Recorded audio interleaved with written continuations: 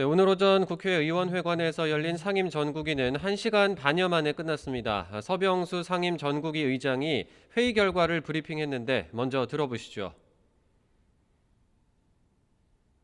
첫째, 당헌에 대한 유권 해석안은 당이 처한 현 상황이 당의 비상 상황에 해당한다라고 판단을 했습니다. 비상 상황이냐의 표결에는 40분이 참석을 하셔서 29분이 찬성을 했습니다.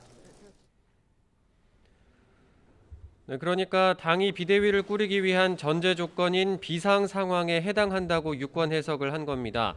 서 의장은 위원 40명 가운데 26명이 찬성해서 당대표 직무대행이 비상대책위원장을 임명할 수 있도록 당헌도 바꾸기로 했다고 밝혔는데요. 이렇게 되면 오는 9일 열릴 전국위원회 의결을 거쳐서 권성동 대표 직무대행이 비대위원장을 임명할 수 있게 됩니다. 비대위원장은 좀 어떤 분이 유력할까요? 좀 윤곽이 나올까요? 오늘 의결이 또 되면서 진행이 되는 거니까. 주말 동안에 또 여러 의원님들의 의견을 또 경청하도록 하겠습니다. 오늘 상임 전국위에서는 비대위가 꾸려져도 이준석 대표의 복귀가 가능하도록 당헌을 바꾸는 안건도 함께 표결에 붙여졌는데요. 이 개정안에는 10명만 찬성해서 부결됐습니다. 네, 이준석 대표는 당의 비대위 체제 전환에 대해서 효력정지 가처분 신청에 나서겠다고 밝혔습니다. 그동안 이 대표가 법적 대응에 나설 거란 전망이 우세했는데 직접 법적 대응에 나서겠다는 뜻을 밝힌 건 처음입니다.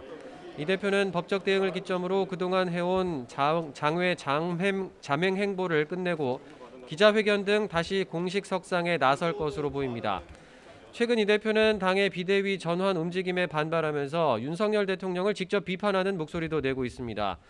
오늘 아침엔 선출된 당대표가 당내 상황에 대해 이야기하는 걸 두고 내부 총질이라 인식하는 건 한심하다는 글을 올리기도 했습니다.